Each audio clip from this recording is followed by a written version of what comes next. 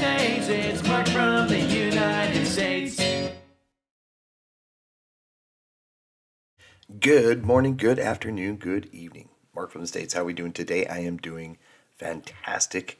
I hope that you are as well. I'm here with all of you. So, of course, I'm going to be fantastic. Hopefully, you are at least good for hanging out. I appreciate all of you. I hope you understand that. You guys are amazing. Come sit on this big fake couch with me. Today, we're going to watch something. Cats are chirping. Today, we're going to watch something I didn't know about. I'm going to learn something new today. It's from a channel that I just dig. It's Kieran from BIMBLISM. Please go and support his channel. It is links, of course, in the description.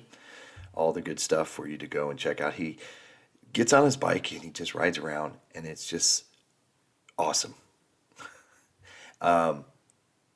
This one, of course, has come requested, and I'm here for it. I'm going to learn something new. Today's topic, though, is something interesting. If among all the other interesting topics, this one's Warrington's Titanic. That's all it says. My interest, my intrigue, my curiosity, all of it has been piqued. So come with me. Let's find out what he's talking about. And I'm going to learn. Maybe you'll hear something for the first time today. Maybe you already know this. Maybe you've already seen this before. And if you do, I appreciate you coming back. I really do. It means a lot that you still want to hang out. So let's do it. And let's do it.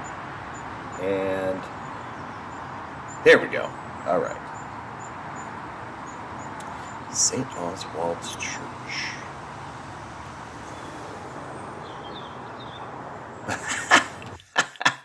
I love that. Humps. We would here in the States call them bumps. But humps, yeah, that works. I just think that's humps has a different meaning here in the state. But humps for 630 yards, or humps for 60 yards going the other way, if we had a sign like that, it would get a lot of Instagram photos. I guarantee it. That's great. I love it. Good morning, Bimblers. And you join me at St. Oswald's Church in Winwick. Regular viewers of the channel will know that I like to start a lot of my daft little adventures here at St. Oswald's Church. There are a lot of curious facts that surround it, but my favourite fact is that the captain of the Titanic, Edward Smith, married his wife, Sarah Pennington, here in 1887. But Warrington has its own Titanic story, a story about a ship built in Warrington that was the largest of its day, run by the White Star Line, and it sunk on its maiden voyage. Only the story in Warrington happened 58 years prior to the Titanic. Really? We could start telling that story just around the corner. Let's bimble. Oh, yeah. One of the reasons I love his channel is his music. It's his own music.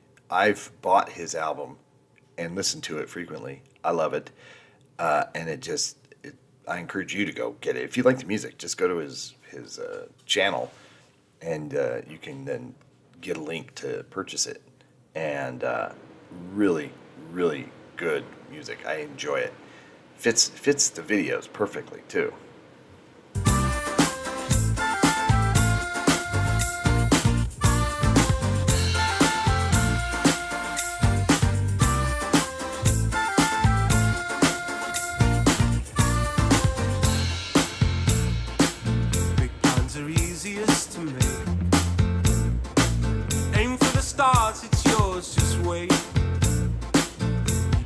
Best along the way,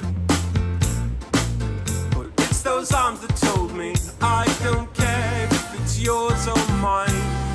Without you, it's just a waste of time. You showed me from the start, such inspirations need a heart to bring you round.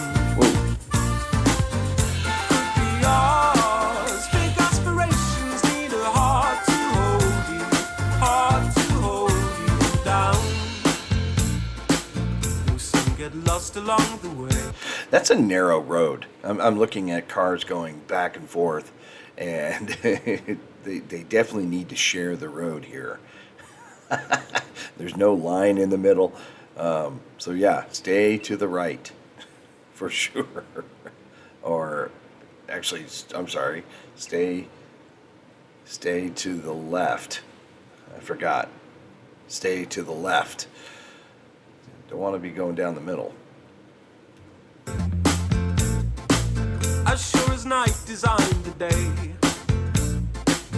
as long as I'm allowed to say, Oh man. it's my heart that told me I don't care. This is Vulcan Village, and it used to be home to the Vulcan foundry.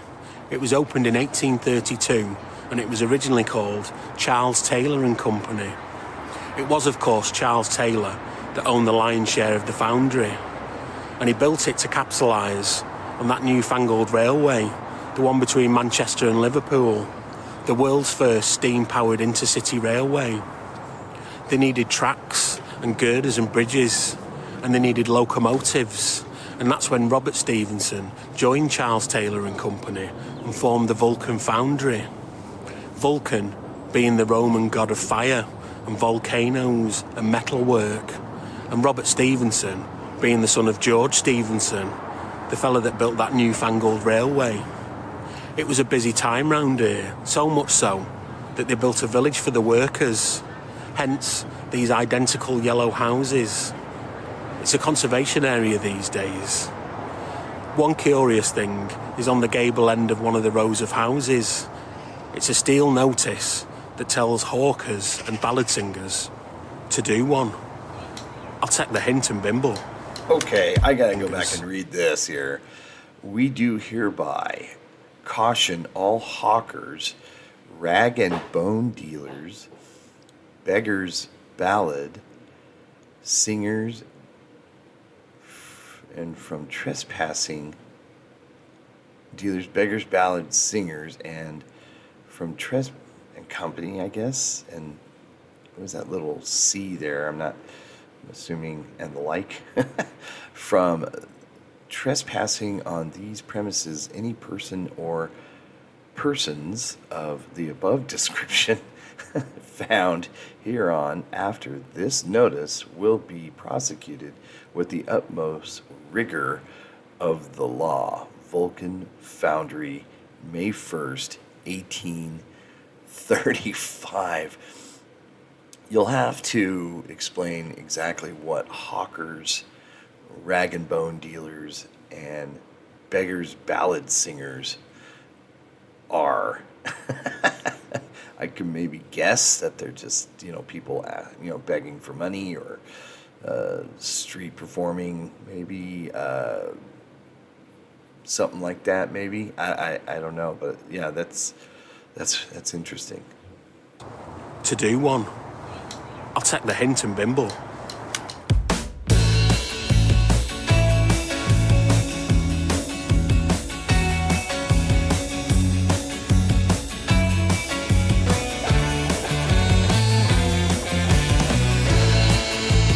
Minimal forces that grew magnetically brought me to you. Visions that cut through the cold to my heart. Feelings of warmth now resume. I thought he wrote down that. That coming from you, bursting to blow at the seams. My heart, as if this was love that I felt, falling for somebody else, taking my eyes from the ground, turning my heart upside down, as if this could change all the past, fixing the bruise from the last time that I felt anything. Wow, they make it hard to ride a bike. As if this was love that I felt, as if this was somebody else.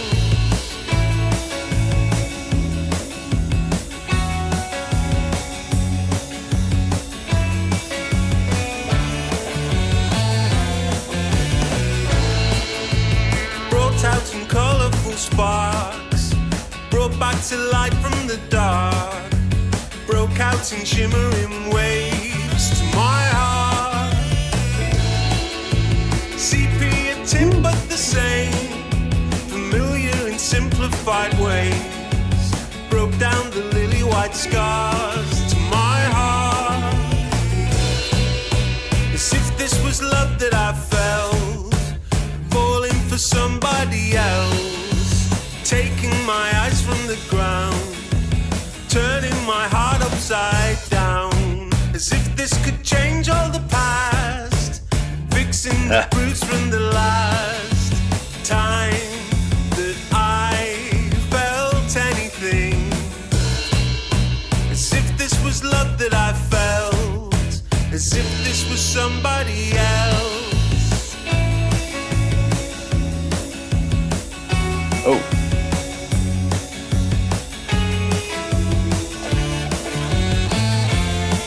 Look out. As if this was love that I felt, falling for somebody else, taking my eyes from the ground, turning my heart upside down. As if this could change all the past, fixing the bruise from the last time that I felt anything. As if this was love that I felt, as if this was somebody else.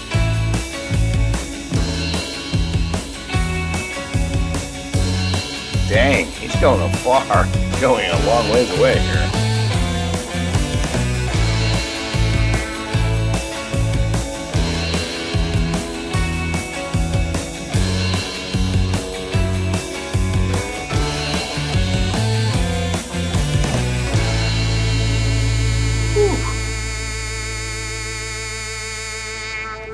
Business at the Vulcan foundry was so good that Charles Taylor decided to open another foundry here in Banky in Warrington by the banks of the River Mersey.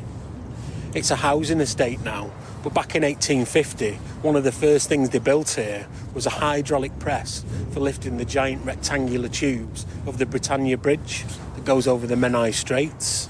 That giant hydraulic press was actually displayed at the Great Exhibition in London in 1851. You know, the one that they had to build the Crystal Palace for in Hyde Park. Right. According to my big book of Bimble, the hydraulic press would have been viewed by Charles Darwin, Prince Albert, Karl Marx, Lewis Carroll, Charlotte Bronte, Samuel Colt, and Charles Dickens. And it all would have been sponsored by the world's first soft drink, Schweppes. A lot of the parts of the Britannia Bridge and the Conway Suspension Bridge were built here at Banky. That could have something to do with their designer, Robert Stevenson, clearly getting mates rates off Charles Taylor. The proximity of the Banky foundry to the River Mersey made it perfect for building iron ships. New technology back then. That's Bimble. Interesting. Yeah, that's a book of who's who back in that day.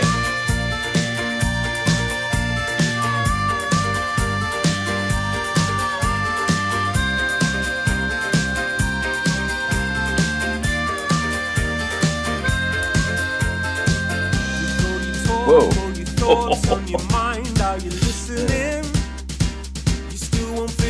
That looked close.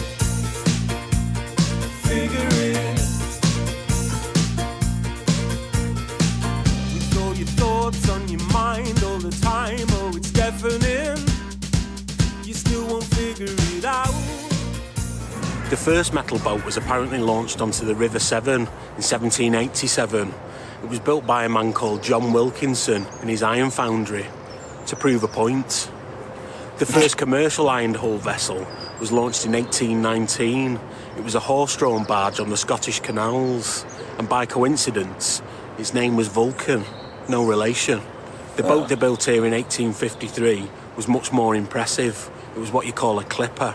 That's the classic design of boats, you know, with the three masts and the billowing sails, the ones they always have oil paintings of in museums.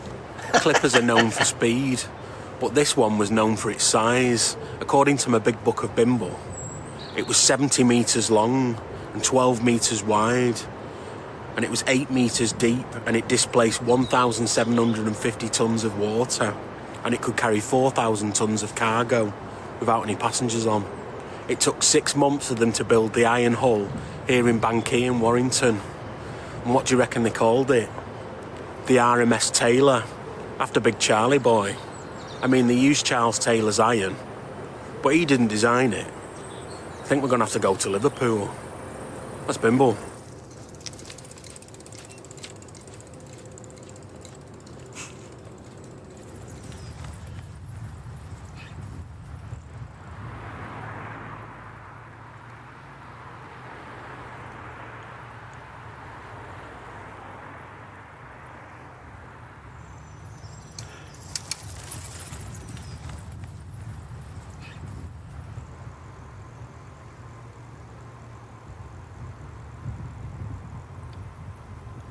I'm waiting for him to speed up.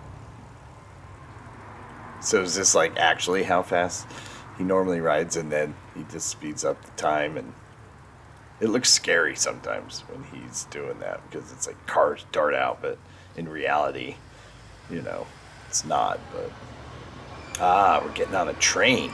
All right, well, to get to Liverpool, I would imagine he wasn't gonna ride there, obviously.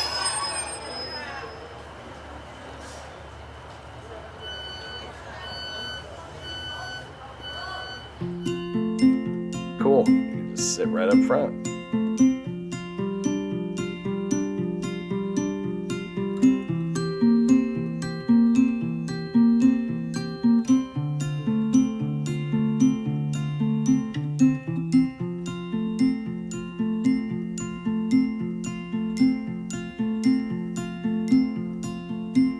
While committed like the tides in and left before your eyes, I couldn't count the hours you keep. Hours into days, all the points had passed away until it's only once a week. I dig his You music. know I could have really done do. more.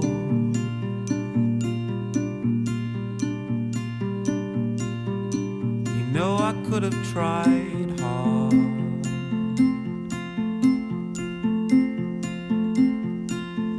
I know I could have been here.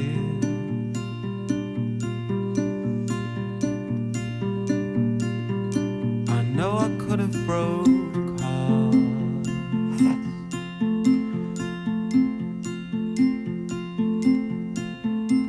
Make the plans I wish to keep in the hours before you sleep. If I'd have said goodnight once more, wishing for the time if I'd have kept one open eye onto the glowing bedroom floor. You know I could have done more.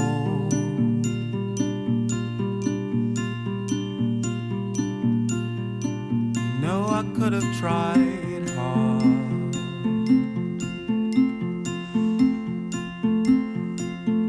I know I could have been here. Oh wow, it's a nice looking station. William Rennie originally built ships in Aberdeen. He built about 15 of them, and he became quite sought after for designing these newfangled iron ships. He worked in Glasgow and Canada, and he eventually settled here in Liverpool. He went into a partnership called Rennie, Johnson and Rankin. Back in those days, the big shipbuilders used to use Salthouse Dock here in Liverpool, and they would build the big ships in between Salthouse Dock and the River Mersey. That was up until 1841, when they built the Albert Dock, exactly where they used to build all those big old boats. So all the shipbuilders needed to find new places to build the big boats. Laird's over in Birkenhead, or Banky in Warrington. Let's bimble.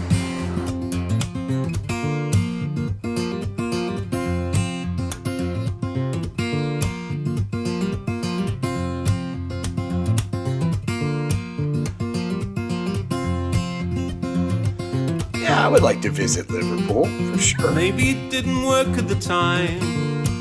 Maybe it never did. A mistake that made the distance, or a trying way to live. So Charles Taylor built it, and William Rennie designed it. But who paid for it? That would be a Charles Moore and Company. can't find out a lot of information about them. But we do have a lot of information about the company that chartered the RMS Taylor, the White Star Line. Ah, yes. The same company that owned the Titanic. Well, sort of. It's the same name, at least. Thomas Ismay, the fellow that owned the Titanic, bought the name the White Star Line and the flag associated with it after the original owners, John Pilkington and Henry Wilson, went bankrupt. He bought the name for £1,000. That's about £90,000 in today's money. And he had his headquarters here in this delightfully stripy building behind me. It's a hotel now. Not really anything to do with the RMS Taylor. That's Bimble. Flowed from my shoulders to palms in a white hot glow, leaving white cold scars left bare and unshown, just to prove they were ours. Maybe it worked. Maybe it never did. After being launched at Banky on the 4th of October 1853, the RMS Taylor made its way down the River Mersey. It stopped overnight in Runcorn because of the tides, but eventually it made it to Liverpool to be fitted out. It was only supposed to take a month to fit out the RMS Taylor, but due to her size, it took 3. On the 19th of January 1854, it eventually left Liverpool, bound for Melbourne in Australia. That's why she was designed, to take people to Australia for the gold rush. In fact, the population of Australia increased from 430,000 to 1.7 million between 1851 and 1854. There were 580 passengers on board and 71 crew. The hold was full, and on the top deck was the 50-foot iron hull of a steamer bound for the Australian rivers. Just like the Titanic's maiden voyage, the maiden voyage of the RMS Taylor wouldn't go according to plan. The crew didn't know it at the time, but that 50-foot iron hull on the deck was interfering with the ship's compass. After 2 days of sailing through the wintry fog, they thought they were going south down the Irish Sea. No way. They were in fact heading west towards Lambay Island, just north of Dublin. When the crew spotted land coming towards them, they found that the rudder was too small for the ship's tonnage. They also found that the ropes on the sails were slack because they hadn't been stretched in properly. They dropped both anchors and both the chains snapped. Oh, so they hit the island. The first lifeboat was destroyed on the rocks, and the second one drifted out to sea. The crew deemed it too dangerous to try and launch any others. Speaking of the crew, out of 71 of them, only 37 of them were qualified seamen. People fought their way to shore, clambering over one of the masts that had fell down. But unfortunately, 350 people died. It was one of the survivors that alerted the Coast Guard. No mobile phones back then, they had to do it on foot, and the Coast Guard station was on the other side of the island. Oh, jeez. It took 14 hours for the Coast Guard to get there. No outboard motors, they had to row the lifeboats. When they got there, they found the last remaining person on the RMS Taylor, a William Vivers, who had climbed up the rigging to the top of a mast, which was still poking out of the sea. An inquest determined that Charles Moore and the White Star Line were at fault, and Charles Taylor and Company continued to make some iron ships. Although business dried up, mariners are superstitious people, and they thought that the wreck of the RMS Taylor meant that his company was jinxed. So Warrington concentrated on making wire rather than iron ships. We don't even do that now. We've just got an IKEA. IKEA. This is the end of the video here. But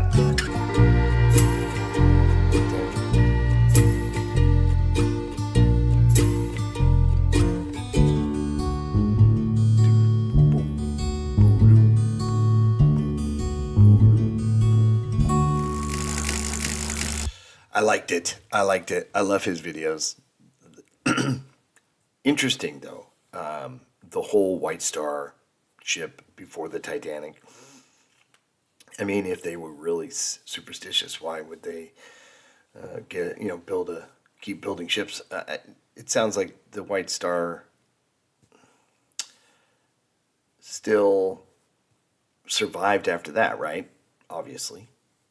somehow and had another bad accident. Gosh dang.